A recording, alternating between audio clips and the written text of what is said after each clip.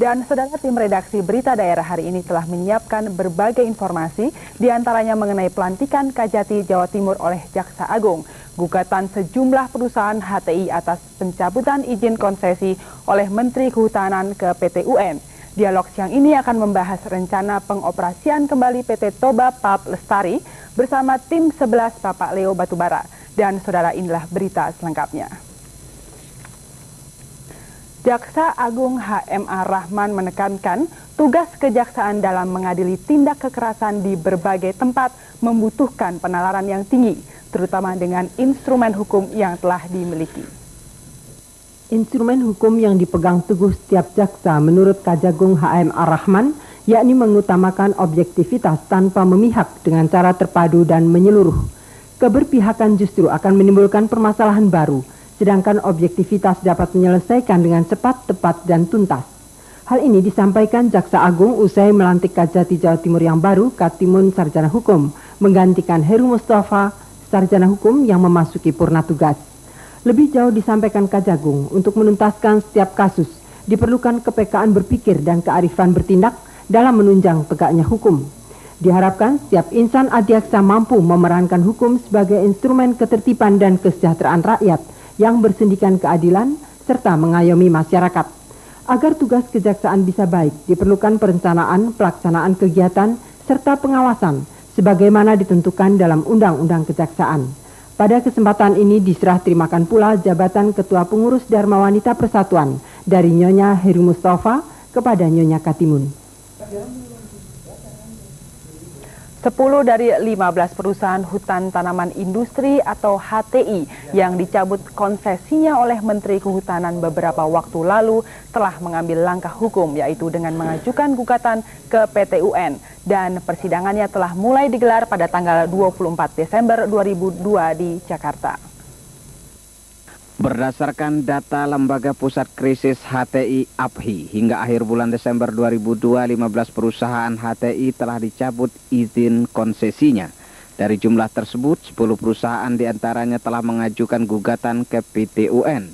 Sementara 3 perusahaan mengupayakan jalur pendekatan dan 2 perusahaan HTI lainnya tidak akan mengambil penyelesaian jalur hukum, karena keduanya merupakan BUMN.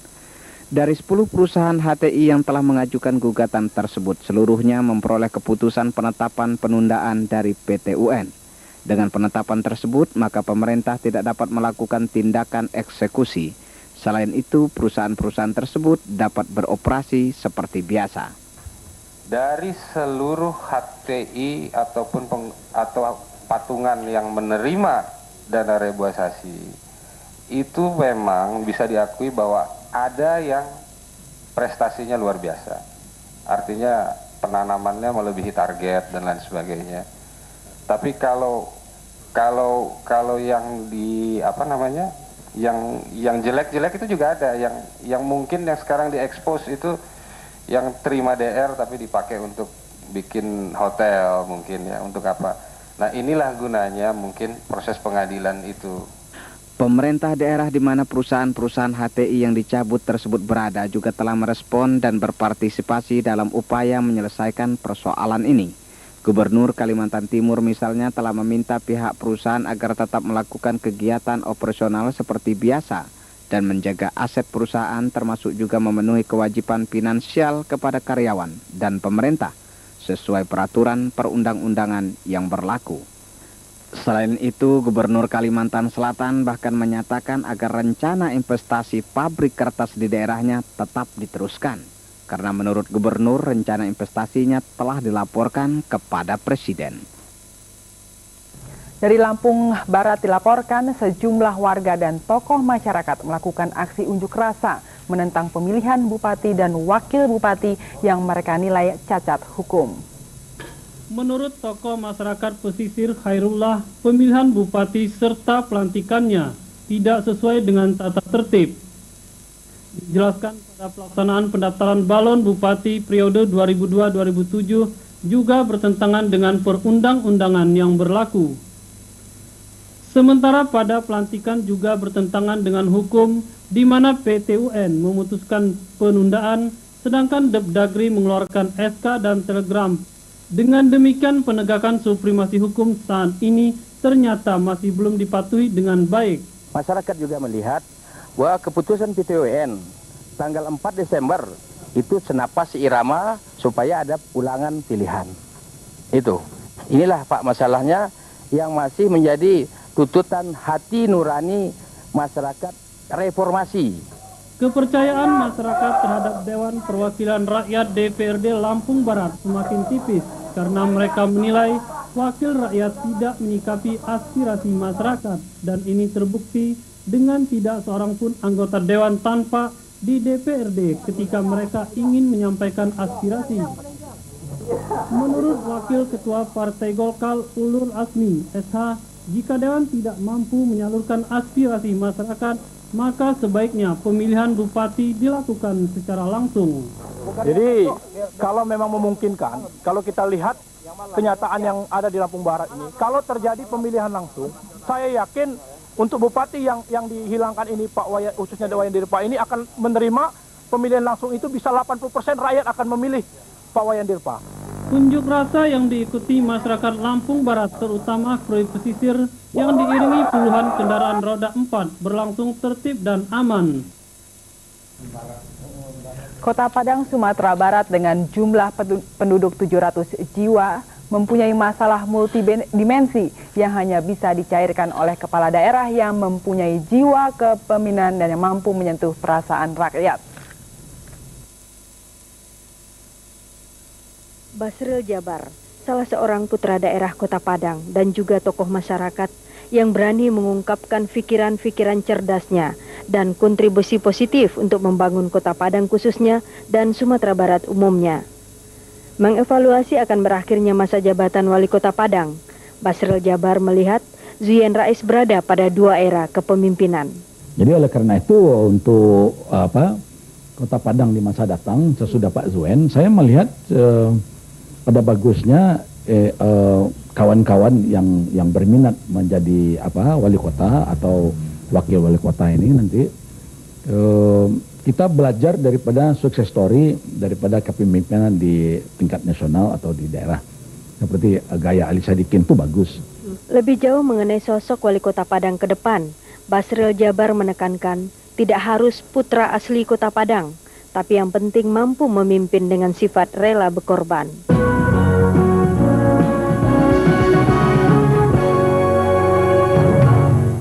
Saudara, berbagai informasi lainnya dapat Anda simak setelah pesan-pesan berikut ini. Tolong, aku panas dalam. Hah? Buka. Ih, malu dong. Gimana? Nanti masuk angin. Kulkas. Aduh, malah masuk kulkas. Gimana? Kok bingung sih? Kan ada La Segar. La Segar diramu dari bahan alami. Minum La Segar, gejala panas dalam jadi segar. Minum La Segar, panas dalam jadi segar. La Segar, segar.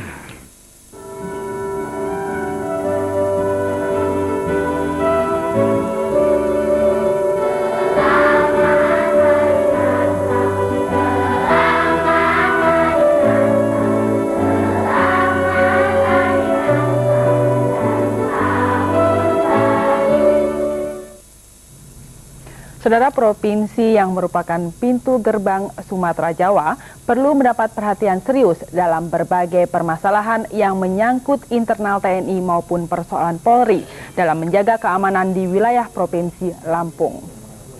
Hal tersebut diungkapkan Komandan Korem 043 Garuda Hitam, Kolonel Infantri Haidudin Aziz ketika menghadiri upacara serah terima jabatan Dandenpom 23 wilayah Lampung dari Letkol CPM Firman Ahmadi kepada pejabat baru Letkol CPM Dedi Iswandi berlangsung di halaman Dandenpom. Pejabat lama Dandenpom 23 Lampung Firman Ahmadi kini ditugaskan di Puspom sebagai Komandan Sekolah Pusdikpom Cimahi, Jawa Barat.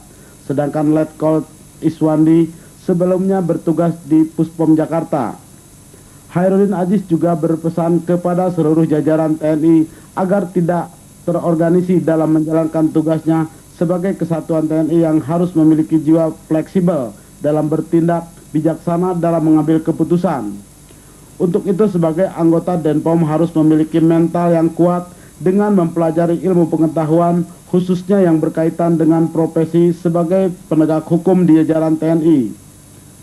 Pada kesempatan tersebut juga dilakukan serah terima jabatan Persit Kartika Chandra Kirana dari Nyonya Firman terhadap Nyonya Dedi Iswandi. Tim Liputan TVRI melaporkan. Pemerintah Republik Indonesia akan menanggung resiko membayar ganti rugi sebesar 600 juta dolar Amerika Serikat atau sekitar 5,4 triliun rupiah kepada para investor jika PT Toba Pulp Lestari yang berlokasi di Porsia, Sumatera Utara ditutup selamanya. Para investor atau pemilik saham perusahaan yang hanya akan memproduksi pulp saja setelah PT Inti Indo Rayon Utama dihentikan sementara beberapa tahun lalu akan menggugat pemerintah selaku pemberi izin operasional industri tersebut.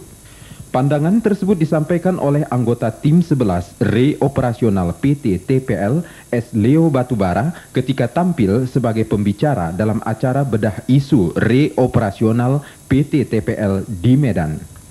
Dikatakan untuk menghindari risiko bagi pemerintah dan masyarakat, solusi terbaik ialah melakukan re-operasional perusahaan industri tersebut dengan paradigma barunya, sehingga tercipta kepastian berusaha yang diharapkan menjadi penggerak pembangunan di kawasan Toba Samosir dan Tapanuli Utara. Dalam acara yang juga menampilkan pembicara lain seperti Dr. Insinyur Ponten Naibaho, Dr. Insinyur SB Simanjuntak, Ria Manurung dengan peserta kalangan pers, kampus, tokoh masyarakat, dan organisasi pada prinsipnya menyatakan setuju re-operasional PT TPL dijalankan asalkan ada jaminan tidak mencemari lingkungan dan dapat meningkatkan pembangunan dan kesejahteraan masyarakat.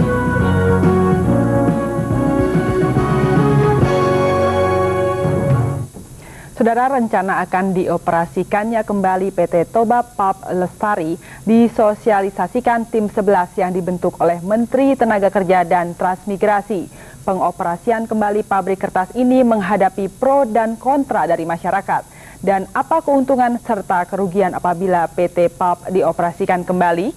Untuk memperbincangkan masalah tersebut, kami hadirkan anggota tim 11 Sabam Leo Batubara. Dan dialog ini akan dipandu oleh T. Nur Azan dari TVRI Medan.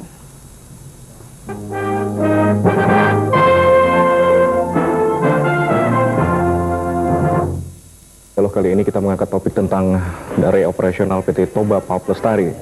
Dalam beberapa pekan terakhir ini mulai berkembang sebuah opsi tentang dioperasikannya kembali PT Toba Pulp Lestari. Untuk itu ini sudah hadir di studio kami Bapak Sabam Leo Batubara, anggota tim 11 yang ditugaskan oleh Menteri Tenaga Kerja untuk membentuk sebuah tim agar dapat menjelaskan atau sekaligus mensosialisasikan re-operasional PT Toba Pulp Lestari. Terima kasih sudah hadir di studio kami. Ya, terima kasih. Pak Sabam, sebenarnya tim 11, kita bicara tentang tim 11 dulu. Ini tim 11 sebenarnya tim apa ini, Pak? Jadi sudah ada keputusan kabinet bahwa fabrik pulp di Porsia itu jalan. Jalan, kemudian menugaskan Menteri Tenaga Kerja Pak Jakob sebagai penindak lanjut begitu ya. Iya. Beliau dalam rangka keberhasilan pengoperasian fabrik ini meminta kesediaan 11 orang untuk menjadi anggota tim 11 yang tugasnya antara lain melakukan sosialisasi kepada kelompok-kelompok masyarakat di Sumatera Utara khususnya di Tobasa bahwa sebenarnya fabrik ini bermanfaat bagi rakyat begitu. Siapa saja yang duduk di tim 11 sekarang? Yang ketuanya itu Pak Erasmus Sinaga, kemudian sekretarisnya Pak Mani Huruk, lalu ada anggotanya Pak Lumbang Gaul, ada Insinyur Jorang Sirait berasal dari Porsia. Ini adalah orang-orang pusat yang sengaja dibentuk oleh Pak Yakob untuk bisa mensosialisasikan reoperasional ini, Pak. Ya, jadi kita ini putra-putra dari Sumatera Utara, putra-putra dari daerah ini yang kebetulan melakukan profesinya di Jakarta begitu. Jadi selama 4 tahun terakhir kita juga terpanggil untuk ikut menyikapi persoalan ini karena kita punya paradigma bahwa tidak ada satu daerah di dunia ini bisa maju tanpa industri. Nah, sekarang bagaimana sekitar Danau Toba? Ada konsep yang mengatakan bahwa itu harus menjadi taman nasional. Kita tidak setuju untuk memajukan daerah di situ seperti Toba Samosir tidak ada lain kecuali dengan industri. Kemudian fabrik pulp ini bagian dari industri ada di situ. Kalau tadinya ada bermasalah, maka menurut paradigma demokrasi itu bisa menjadi ramah kepada lingkungan. Baik, Pak Sabam, kalau kita melihat bahwa pro dan kontra tentang reoperasional kembali PT TPL sudah berlangsung beberapa waktu yang lalu, bisa dibilang sedikit ada ganjalan atau kerusuhan yang terjadi. Kenapa masih tetap ngotot juga tim 11 untuk bisa membuka kembali atau reoperasional PT Toba Pulp Lestari ini? Jadi memang sejumlah anggota masyarakat masih tetap ngotot bekerja. Tapi yang ngotot ini barangkali karena mereka tidak dapat kesempatan mendapat informasi bahwa sebenarnya fabrik itu bisa menjadi ramah lingkungan. Karena menurut pengamatan kami di dunia ini ada 5.920 fabrik pulp. Di Indonesia ada 16. Salah satunya itu di Leces milik Domain. Kedua di Bekasi milik Domain. Kami sering ke sana. Dan ternyata rakyat tidak protes begitu ya. Jadi ini yang barangkali mereka belum tahu. Yang kedua memang ada kelompok die hard. Mereka sudah tidak mau mendengar informasi lain kecuali pokoknya tutup begitu. Jadi alasannya kenapa harus dibuka kembali nih Pak Sabam? Mungkin bisa dijelaskan secara teknis mungkin. Jadi ada beberapa pertimbangan kenapa harus dibuka ya. Pertimbangan pertama tadi bahwa untuk bisa mengubah posisi Tapanuli sebagai peta kemiskinan, khususnya Toba Samosir menuju peningkatan kesejahteraan itu harus melalui industri. Maka sudah ada di situ industri yang namanya Toba Pulp ini, ini kita manfaatkan. Yang kedua, kita belajar tadi saya sudah sebut bahwa di dunia ini ada 5.920 fabrik begitu ya, pulp. Kemudian di Indonesia ada 16. Artinya kalau di daerah lain fabrik pulp bisa mensejahterakan rakyat. Misalnya Finlandia.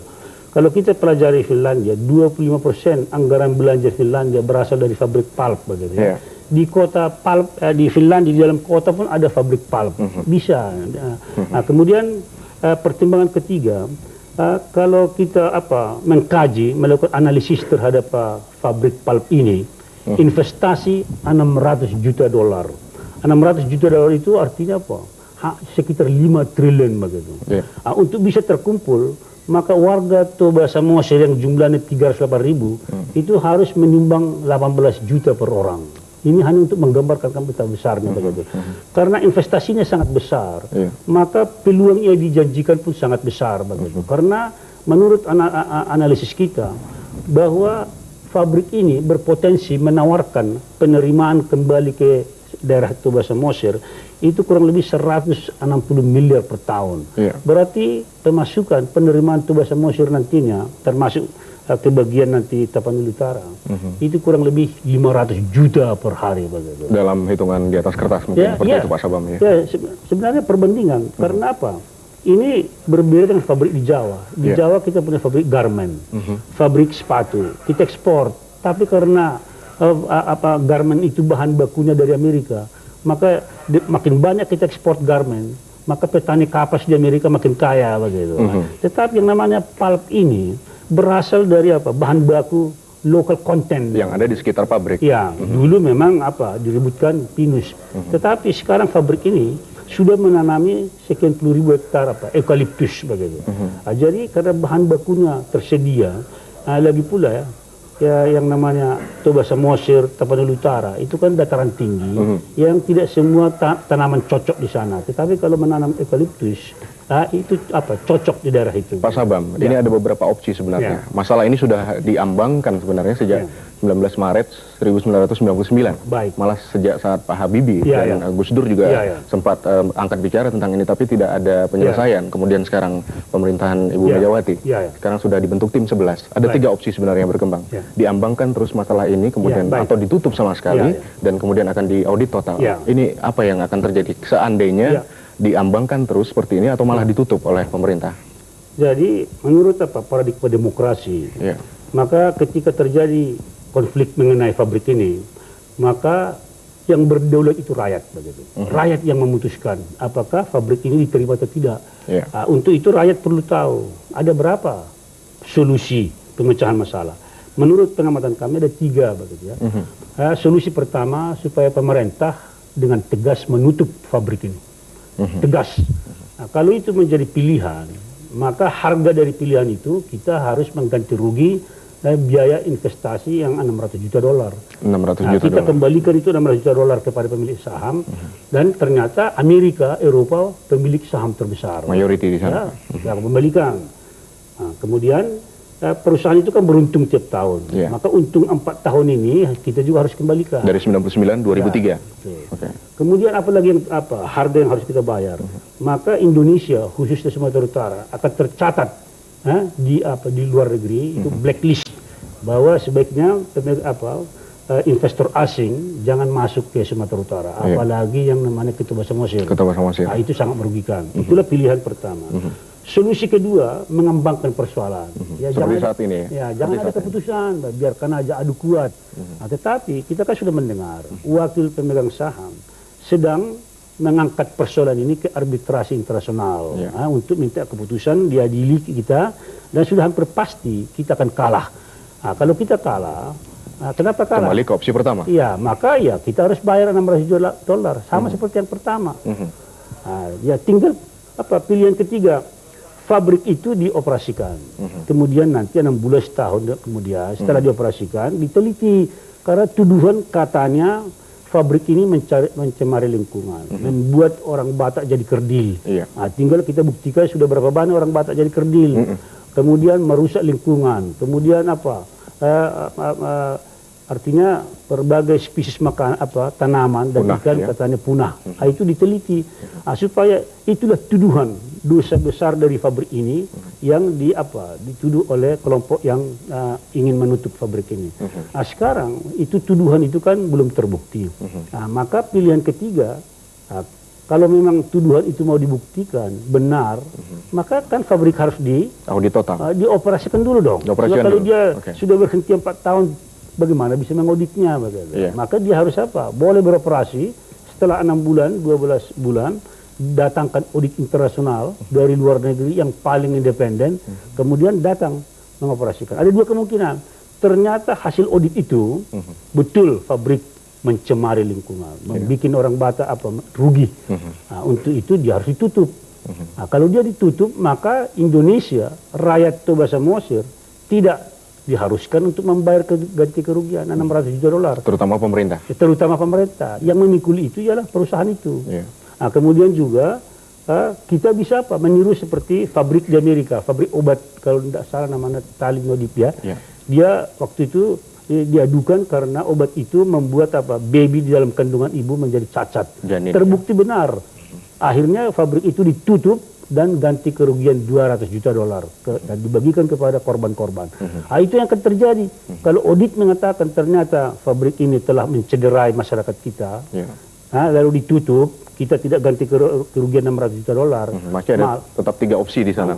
Lalu, kedua, hasil audit mengatakan, ternyata tidak apa-apa kok. Adakah semacam surat pernyataan yang dibuat oleh PT TPL dengan gamblang tentang community development, kemudian pembagian keuntungan kepada daerah, agar masyarakat juga bisa tahu bahwa mereka juga diikut sertakan dalam surat pernyataan tersebut? Baik, ini pertanyaan baik ya. Waktu tim 11 dioperasikan, kita tersentak bahwa paradigma baru TPL itu kan baru pidato mereka. Buru-buru kita bikin konsep bahwa apa yang mereka omongkan kiri kanan, kita angkat dalam satu konsep, mereka tanda tangani. Tapi ada yang bilang, wah ini belum sah kalau tanda tangan begini. Nanti kita sudah rancang bahwa apa yang kita buat di sini, yang sudah ditantangani oleh direksi dari TPL, maka itu nanti kita notariskan begitu. Dengan notariskan artinya itu menjadi menjadi pedoman bagi stakeholders. Jadi kalau sudah notariskan, siapa yang menyimpang di situ itu melanggar hukum dong. Bagaimana TPL kalau ingkar janji kembali? Ya, kalau ingkar janji ya berarti karena dia melanggar keputusan bersama yang sudah dinotariskan, dia bisa dituntut dong begitu. Dengan public opinion masyarakat. Jadi kalau ada pun tindakan pemerintah nanti, tindakan masyarakat, maka sudah jelas yang salah itu dia karena melanggar kesepakatan tertulis. Baik, terima kasih Pak Sabam. Waktu Anda untuk berbincang-bincang dengan kami tentang sosialisasi reoperasional PT Toba Papustari. Selamat berjuang. Mudah-mudahan apa yang Anda inginkan bersama tim 11 bisa berjalan sesuai dengan rencana. Terima kasih. Terima kasih, Bung. Pemirsa, demikian tadi dialog kami beserta anggota tim 11, Bapak Sabam Leo Batubara, tentang reoperasional PT Toba Pelestari di Porsea. Terima kasih atas perhatian Anda.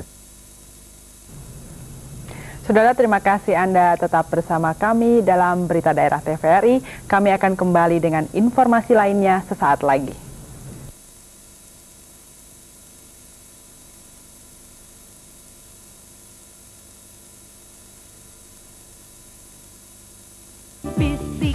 Bisik. Denada dan Derry dalam acara Dibisikin Fan, Bu. Siapakah bintang tamu kita? Yes. Ada Mbah Dukun. Ngiring para mantri. Benar. Jawabannya benar. Bisik semua. Fan Bogor lebih bersinar, cantik lebih lama. Ikutan pakai Fanbo yuk. Saya Hotma Sitompul. Dan saya Ruhut Sitompul. Saya Tommy Sihotang. Mari bersama-sama menyaksikan perayaan Natal dari Gereja Mawar Saron nanti malam hanya di TVRI. Yes!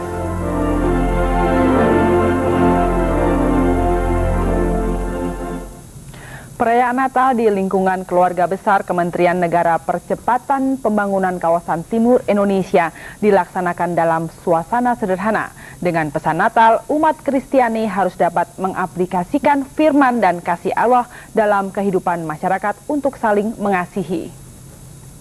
Dalam suasana Natal yang bersamaan dengan hari jadi ketiga Dharma Wanita Persatuan Kementerian PPKTI, Ketua Dharma Wanita Menek PPKTI mengingatkan akan pentingnya persatuan dan kesatuan bangsa. Dalam keanekaragaman budaya harus dilihat dalam satu solidaritas. Dikatakan bahwa kepedulian pada lingkungan hidup, pencegahan dan penanggulangan narkoba dan HIV/AIDS, serta masalah kesetaraan dan keadilan gender menjadi program yang harus segera diselesaikan secara nasional. Diingatkan bahwa memaafkan adalah salah satu hukum yang harus dilaksanakan oleh umat manusia.